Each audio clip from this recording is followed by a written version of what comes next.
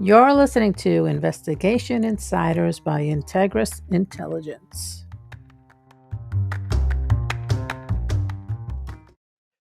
Hello again, everyone. Welcome to another episode of Investigation Insiders. This is Forhad. I hope you are all well and staying safe.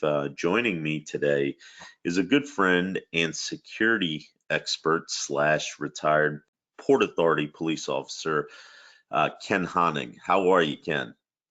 I am marvelous, and good morning, and thank you for having me. Yeah, we've been talking about this for a long time, so I'm glad we finally got it off the ground. I really do think the airports are an interesting place, and I think you're going to provide our folks with some both entertaining and informative things. So I'm looking forward to this.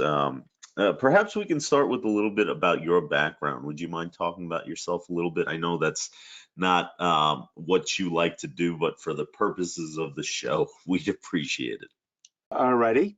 Actually, I grew up wanting to be an electrician like my dad, and I started doing that when I was a kid. His business changed, the business climate changed, so I got sent to college, and in one of my first classes there, I got recruited to become a member of the campus first aid squad. Hmm. And what that kind of taught me was that I was an adrenaline junkie. So I enjoyed doing that stuff. I eventually got my EMT training and then my paramedic training, and worked for a while with the New York City Emergency Medical Service as a paramedic, and then with some private and volunteer ambulance corps. In 1983, I joined the Port Authority Police, and as a police officer, the Port Authority is a public safety department. Everyone is cross-trained as a police officer and as a firefighter. And I then was initially assigned to LaGuardia Airport as a police officer. Did a couple of years there, did my obligatory 18 months at the Port Authority bus terminal in Midtown Manhattan, and then went back to LaGuardia Airport as a patrol supervisor, aircraft rescue firefighting crew chief, and plainclothes supervisor. 1993, I went to the Port Authority Police Academy and took over teaching at the and running the Rescue Training Center.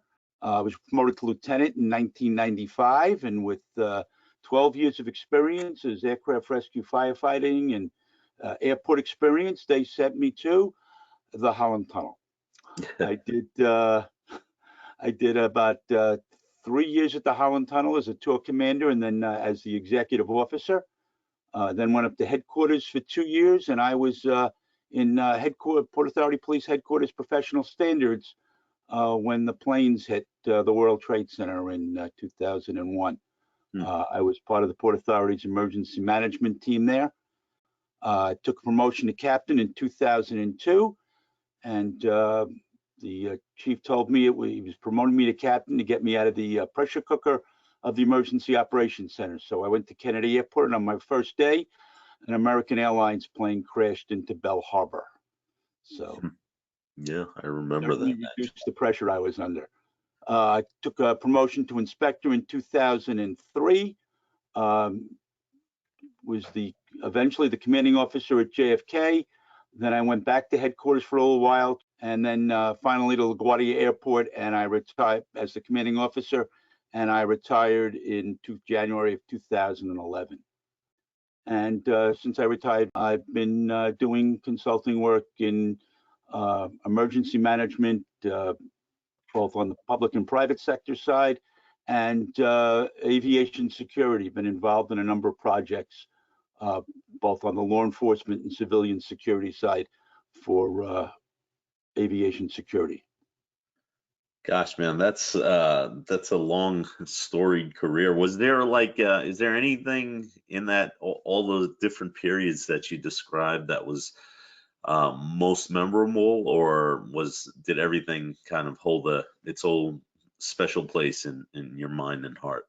You know, obviously 9/11, the Port Authority Police lost 37 law enforcement officers that day.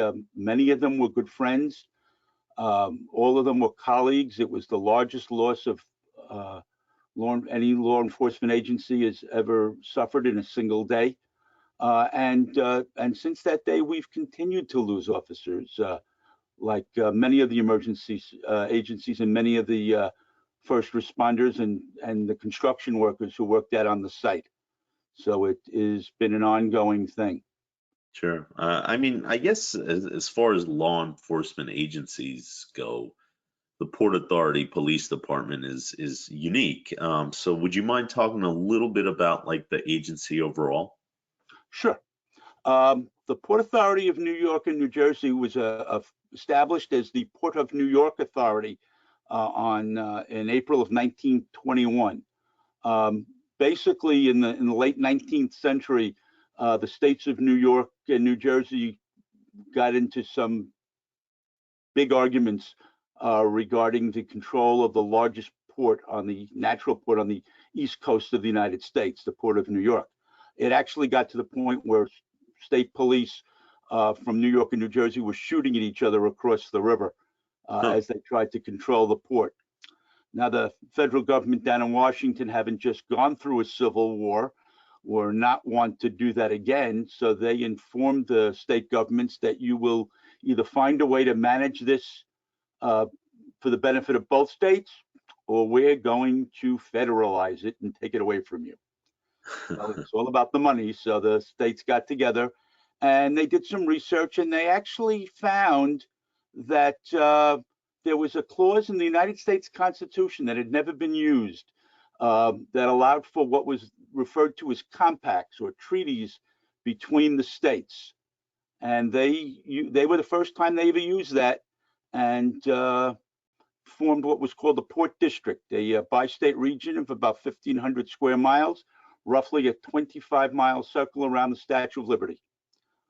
And the purpose was to promote trade and commerce within that district. So the Port Authority acts basically independently as a corporate instrumentality of the states of New York and New Jersey. In 1923, the Port Authority Police were established at the Port Authority's first operating facility, which was the Goethals Bridge. Port Authority police officers are a unique public safety agency. As I said earlier, all Port Authority police officers are trained not only in law enforcement for the states of New York and New Jersey, and they are police officers anywhere from the Canadian border down to the Jersey Shore. They also are trained in the academy, all recruits are trained in the Academy of Structural Firefighters. And then the officers that are assigned to the airports may be trained as aircraft rescue firefighters. The largest firefighting apparatus in the city of New York says police emergency on the side of it. Port Authority police also have specialty units, including canine, emergency services, special operations division. We have our own detective unit, and our detectives are not only investigate crimes that occur at Port Authority facilities, they also are members of a great number of interagencies, federal task forces, drug enforcement task force, anti-terrorism task force. You know, if I can interrupt you for just a second, so one of the interesting things, and I think certainly one of my interests in having you on the show is, I don't think that there's a sort of a deep understanding or knowledge about how involved the PAPD is to law enforcement in New York and New Jersey, and certainly as you're describing it, I mean, it sounds to me like a pretty integral part in keeping the area safe, and I assume you would agree with that. Yeah, we not only work at the airports to keep the airport safe. I mean, that's international travel. We deal with incidents of people coming in and out, but also our specialty units, the SOD officers, have radiation detection equipment that they establish at all the river crossings, so that they can, potentially stop a vehicle with radiation or other dangerous items from coming into the New York metropolitan area. Yep. I guess can you talk a little bit about how you became a Port Authority police officer? Sure. Back in the late 1970s, when I was a paramedic, we all enjoyed what we did, but it was not a great paying job. Sure. They're still not paid as well as they should be. And you were taking all sorts of civil service tests just to get on other jobs. And I took a number of law enforcement tests. I actually scored pretty high on a couple of them, and I scored relatively high on the Port Authority police test. I had some experience with the Port Authority before that. I had worked as an emergency medical technician at the John F. Kennedy Airport medical offices for a number of years while I was going to nursing school. So I knew what they did. I knew the wide variety of things they did. And after about 7 years on the eligibility list, I was hired. Funny story, I got the call to come in for a follow-up physical, and they asked me to come in on the day before my wedding. So they made some accommodations to me so that I could come in on the day before my wedding, but get out earlier to get ready for that. And that kind of told me right there that they had the right kind of attitude where they really cared about their employees or their prospective employees. And that I take that as a really good reason to have been on that job, and I really enjoyed it. That's fantastic. So, as you know, our show is called Investigation Insiders, right? So what we try to do is peel the layers back and give our audience a behind the scenes look at investigations and security related matters. So when I think about the airports, I really do have a lot of positive thoughts and memories, right? My family, as a kid, we didn't do much traveling, and really the only time we went to the airport, it was to pick somebody up or drop them off, right? And I remember how exciting it was to think that this place connected you to the rest of the world. It also kind of brings back memories about like movies, right? Die Hard, Delta Force, The Terminal. I mean, so one of the things we've learned from doing the show and getting feedback from our audience is that people love war stories. So, could you talk a little bit more about some of the memorable events that occurred during your career? Sure. I was, in terms of large-scale emergencies, I was involved in the initial response to more than 7 plane crashes during my career. The first being Eastern Airlines Flight 66 in 1975. At that time, I was working at the JFK medical offices. That plane came in, was on approach to JFK Airport, runway 22 left, and it came down on Rockaway Boulevard. It was actually the first documented case of an airplane crashing due to wind shear. I was also involved in as a sergeant at LaGuardia in the crashes of US Air 5050, which was the plane that aborted takeoff, went off the end of the deck and into Flushing Bay. On that crash, almost everybody survived. There were only 2 people killed. But it was an eye opener because of the mutual aid response and the fact that we really needed to work more closely with our mutual aid partners to explain to them or have them understand why the restrictions are in place. Emergency vehicle operators are very used to lights and sirens and going wherever they want to go when they want to go there. And one of the things we had learned after that crash is that we really need to reiterate to them that at an airport, your lights and your sirens don't really mean much once you get out on the tarmac, once you get out onto the runways and taxiway systems. Because what happens, everybody's got flashing lights on it. Yep.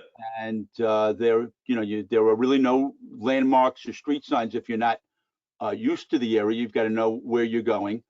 So we actually, after the 50/50 crash, put together a training program for our mutual aid partners that included videos and classes and ways for them to come out to the airport.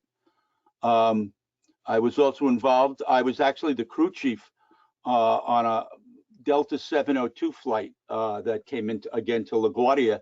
We were actually out on another emergency. We had responded to an aircraft that had what was referred to as a smoking main gear. Very often when airplanes would land at the airport, especially LaGuardia with the short runways, the brakes would get hot. And if, excuse me, the brakes would get hot and there would be some smoke coming out of the landing gear that would be spotted by the tower. And they would immediately call out the emergency equipment, and we'd go out and take a look, make sure there wasn't a fire on the gear, make sure there wasn't a mechanical problem. And then we would generally follow the aircraft back to the gate. One truck would follow the aircraft back to the gate just to make sure that everything was okay.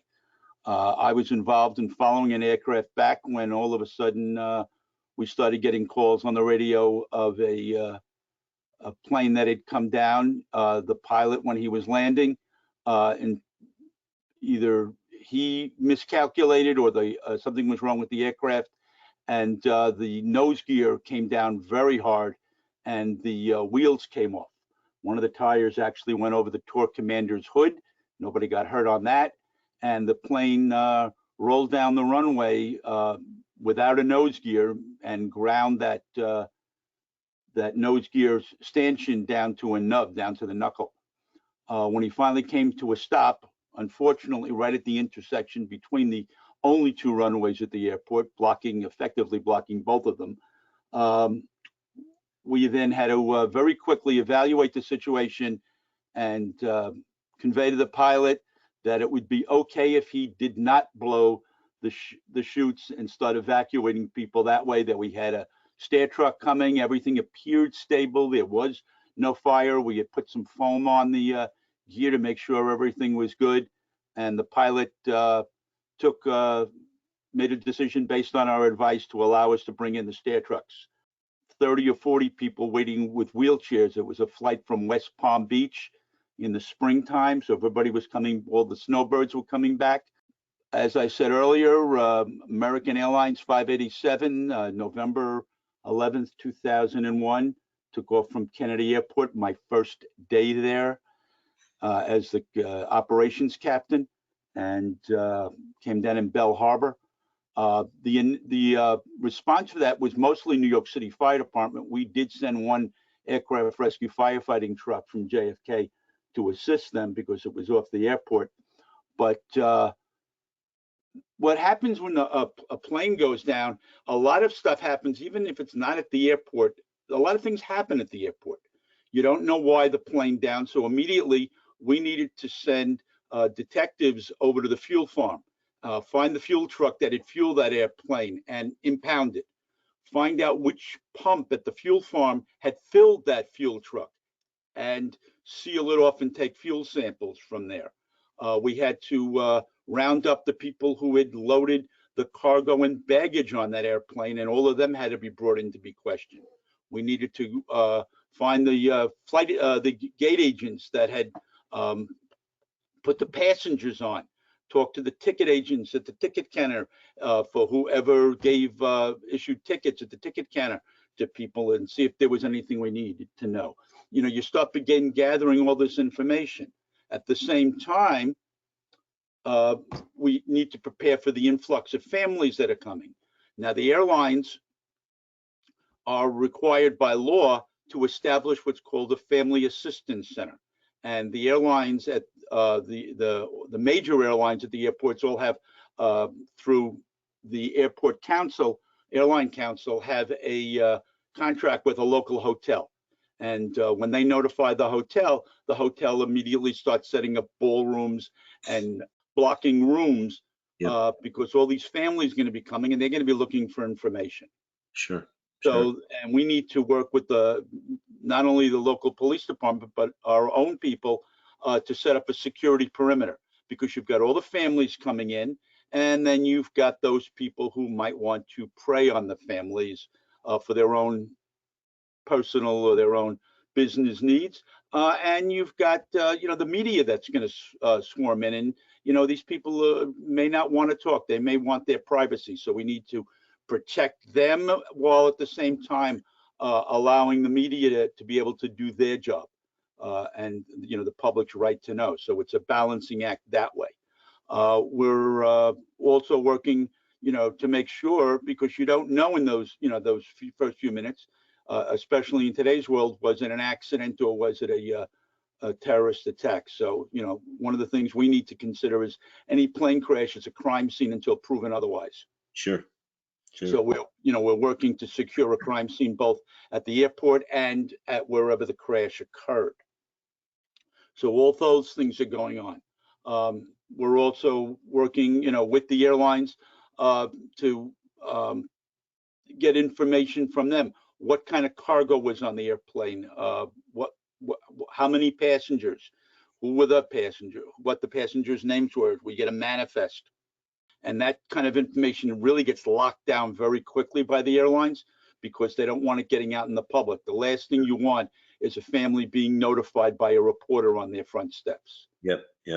So there's a lot of that going on. You're also looking to scan that list to see if there's anybody on that list that is, newsworthy, I would say, or of public import, public curiosity, public import, because there's going to be special things that need to be done for them. Sure. Everybody on the plane was important, but some people will gather more attention than others. Sure. So that a lot of that goes on.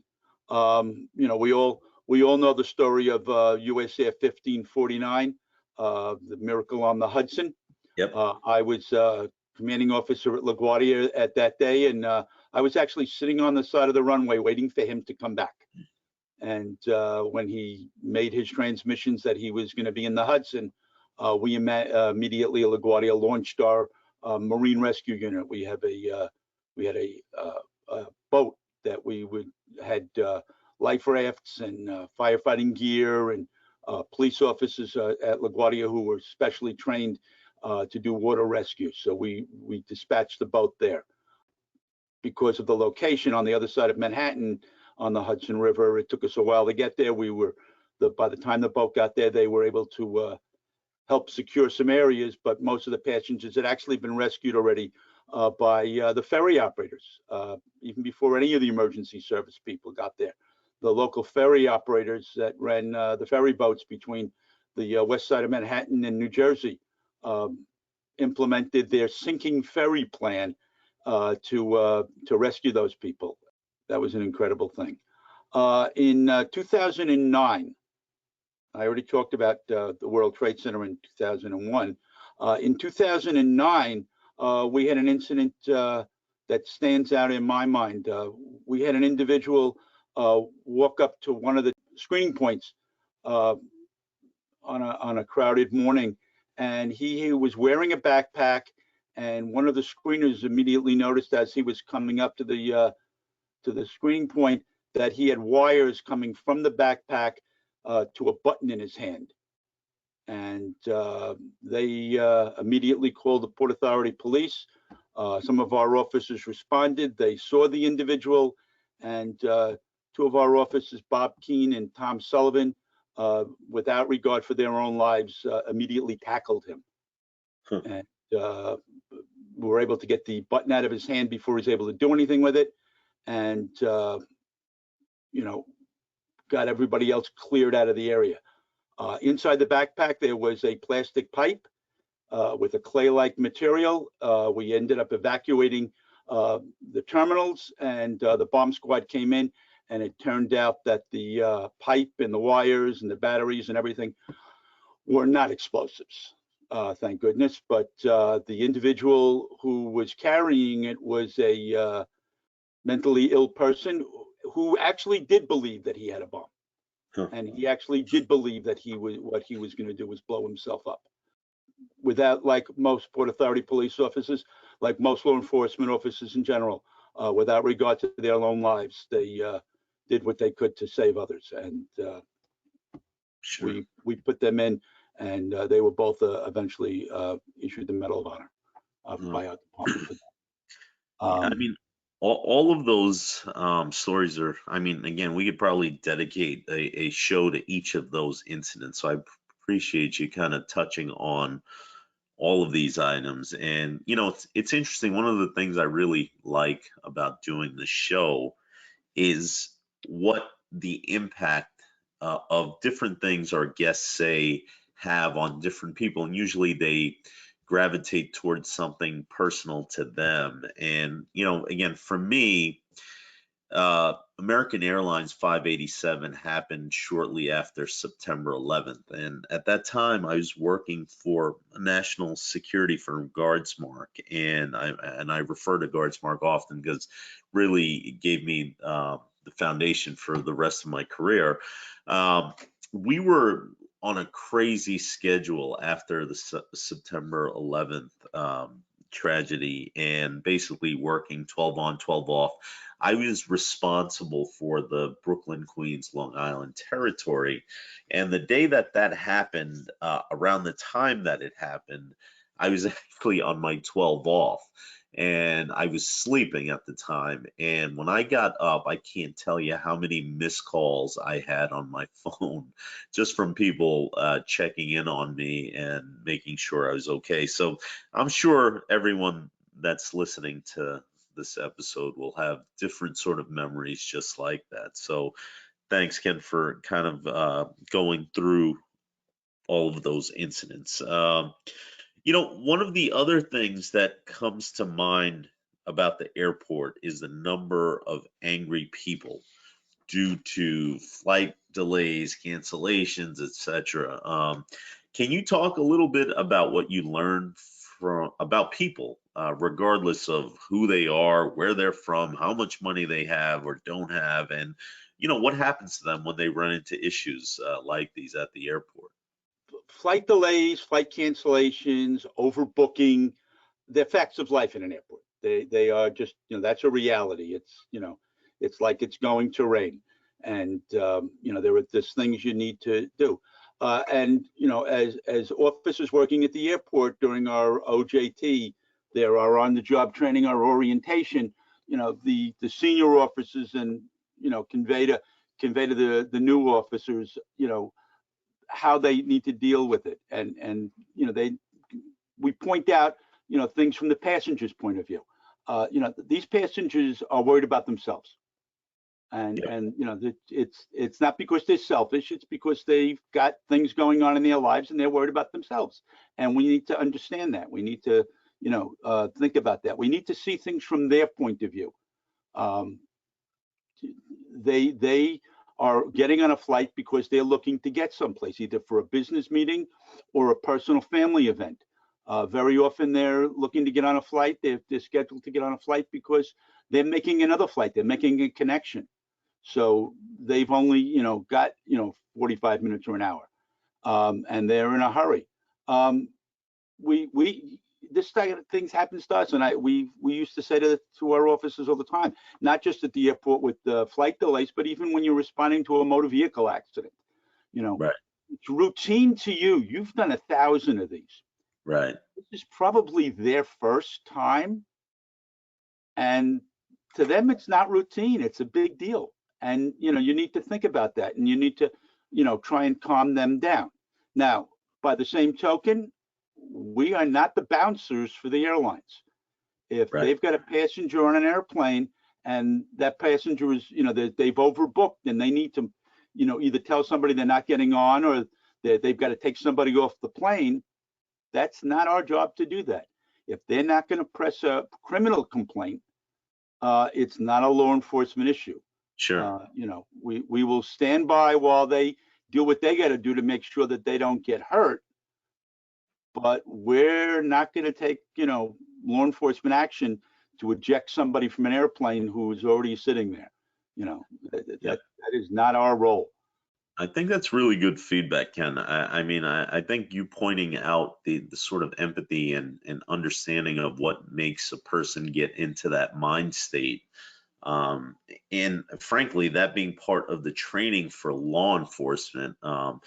In this case, you're talking about Port Authority, but I'm sure it's across the board. I think that's really important perspective that people hear that that's kind of the way these officers are trained is don't go immediately in there ready to tackle them, but more so understand and trying to resolve issues that they may be having in sort of a non-violent, forceful way. So that's really interesting feedback.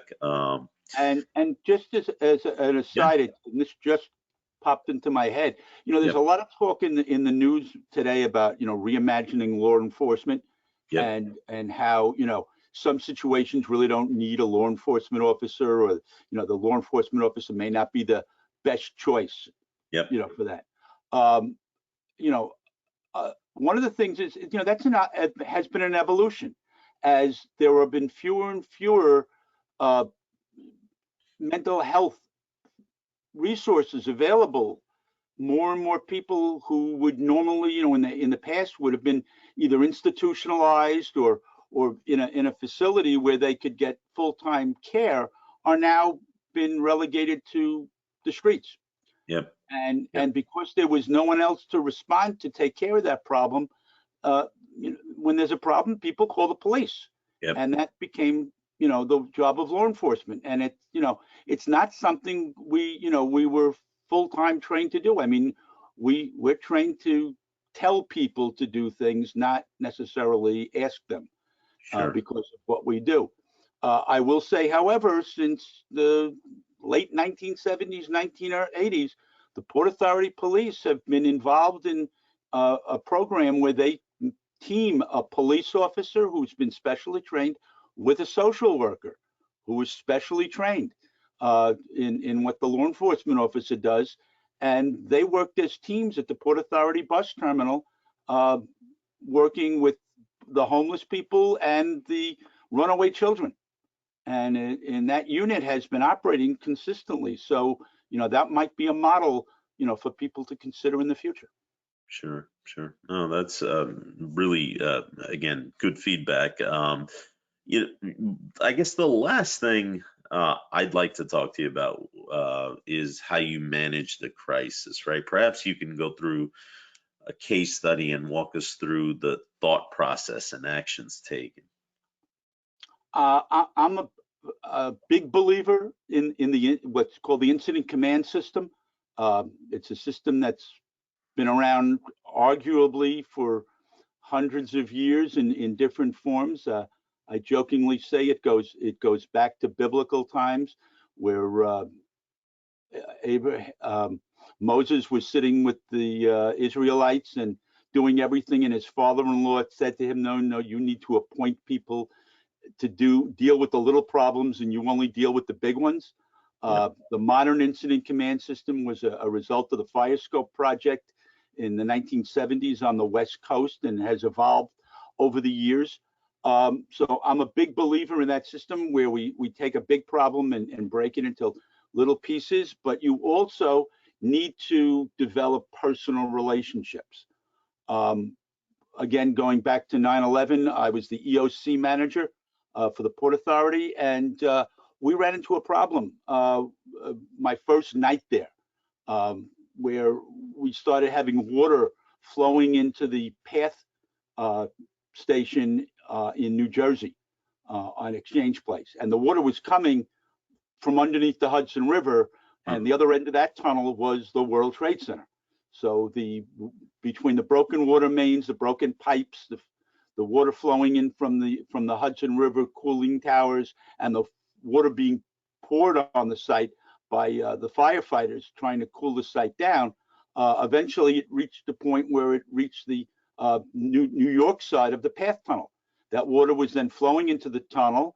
It eventually filled the tunnel underneath the Hudson River, and it started coming out on the New Jersey side. The Exchange Place tunnel station was actually 10 or 11 feet lower than the tunnel on the New York side. So water seeks its own level. So we knew we were going to have a problem. We needed to be able to pump that water out before it continued and took out the rest of the path system. Right. We made official requests through official channels for pumping equipment, and of course, given what was going on, we were getting a lot of, we don't have any, we don't know where to get that. We'll work on it. We'll get some in here. We'll get some in there, and it was going to take some time. And the path engineers were beginning to talk about how about they may have to put a plug in the tunnel, and we may just lose that tunnel. And I said, you know what? Let me try some unofficial. And I actually called some contacts I had, people I had known, worked with for years, without going through official channels on both in the New York City Police Department, the New York City Fire Department, the New York Metropolitan Transportation Authority, and other DPW agencies that I had worked with through my incident command, through my emergency management work, and called them up and said, I need pumps. I don't care whether they're electric, gasoline, I don't care. I just need pumps. Get me whatever you can. And Right. within about an hour or so, pumps started showing up in New Jersey. And we were able to, the path engineers were able to keep up with the water that was flowing in, so we didn't lose the system. Wow. So what I basically, the point in that is yeah, there are the official channels, and yeah, there's the official paperwork, but you know what? You also need to have personal, unofficial contacts, and the best way to develop those is when you attend conferences. Um, Use that time during coffee, use that time during breakfast, use that time in between the official sessions to exchange business cards with your counterparts in other agencies and other departments, people who do what you do, other places in the country. There are no new problems. It's just a problem you haven't had yet. And when you have a problem, reach out to somebody else and see how they solved it. And you know what? Use their idea, adapt it to your situation. Yeah, that's interesting, Ken, because obviously there's a lot of books and guidelines and literature about managing a crisis, and you point out something really interesting is that a crisis can be dynamic, it could be unique, it could be not unique or unique to you, but sometimes there's sort of just instinct, right? There's things that you've developed over the years that are outside of the playbook, right? And you have to trust those things and go with it, because each crisis may require something a little bit different from what's in the textbooks. So that's interesting. So I guess last thing is again, mental health has come up a lot with just about everything, and as it should.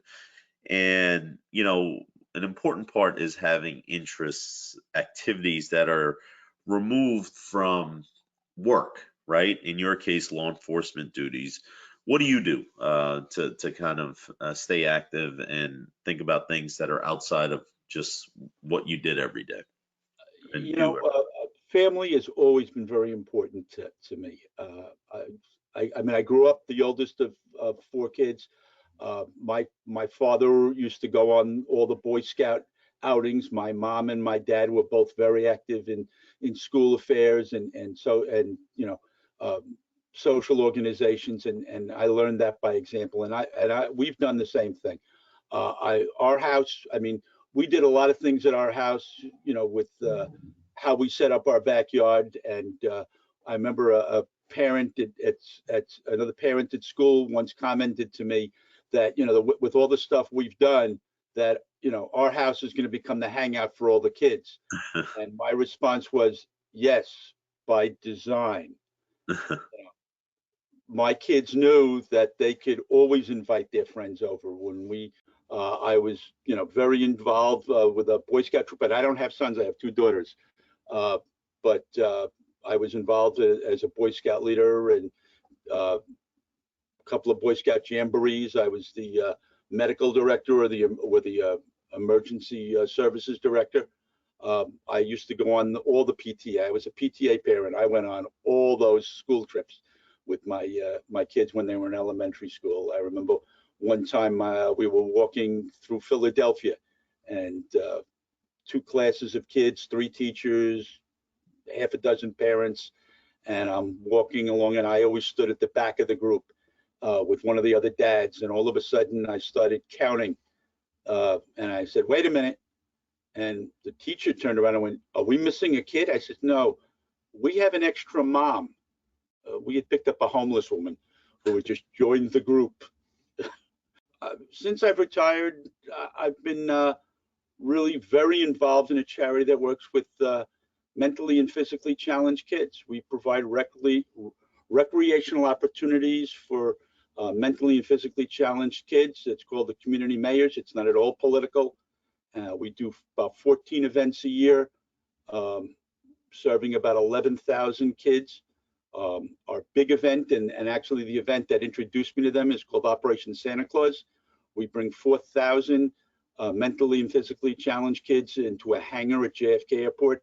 They sit at picnic tables, there's a stage, sing songs, get entertained by clowns, and a Delta 767 taxis into the hangar with the pilot hanging out the window, big fat guy, red suit, white beard. Not just any guy in costume. We actually get the Macy's Thanksgiving Day Parade Santa Claus. That's the real Santa. He comes down, he gets on a train and rides through the crowds. All the kids get an up close and personal, and we secure donations so that every kid goes home with a bag of toys. So, you know, and it's an all volunteer organization. So, you know, no paid staff anywhere. So I'm proud to say that 92 cents of every dollar we raise goes to the kids. And you know, you got to have friends that aren't cops. You know, and I do. Sure. No, that's fantastic. So, I appreciate you sharing that. Usually we end the episode with takeaways. So I'm going to let you begin about takeaways from the episode, and then I may add to that. So go for it. All right. You know, I always tell my friends, my cops, the people I train, always think about what could go wrong whenever you go into a situation. You know, don't have a preconceived notion. How could this go south? And then in your mind, think about it. How am I going to react to it when that happens? And you know what? It's only unlikely until it happens. Right. In August of 2001, who would have think that somebody could take an airline and turn it into a weapon? Yep. You know, that's it. Never stop learning. I try to learn something new all the time. You know, I'm continue taking classes. I take classes online. I go to seminars. Somebody once told me, when you're green, you're growing, and when you're ripe, you're ripe. So, you know, and anybody new can teach me something. Develop and maintain personal connections. You know, you never know when you're going to need it. And, you know, most importantly, in terms of a professional manner, you know, I tell all my people, I've always said, the last place you want to meet your counterpart is at the incident command post. Sure. Always, and whenever you deal with a situation, always have plan C.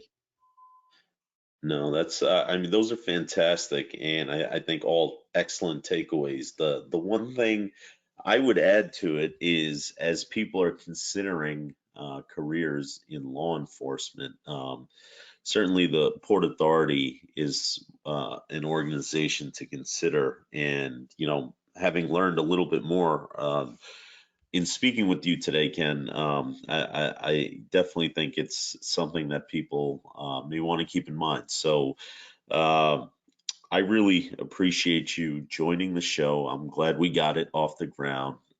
Thank you all who are tuning in. Please continue to send in your questions and comments. Ken, thank you so much again for joining me today. Thank you for having me. And Forhad, thank you for all the good work that you do, both professionally in your business, and what you do with outside organizations that just support the community. I appreciate it, Ken. Until next time. Don't forget to follow us. We are on LinkedIn and Facebook, Instagram, Twitter, and YouTube.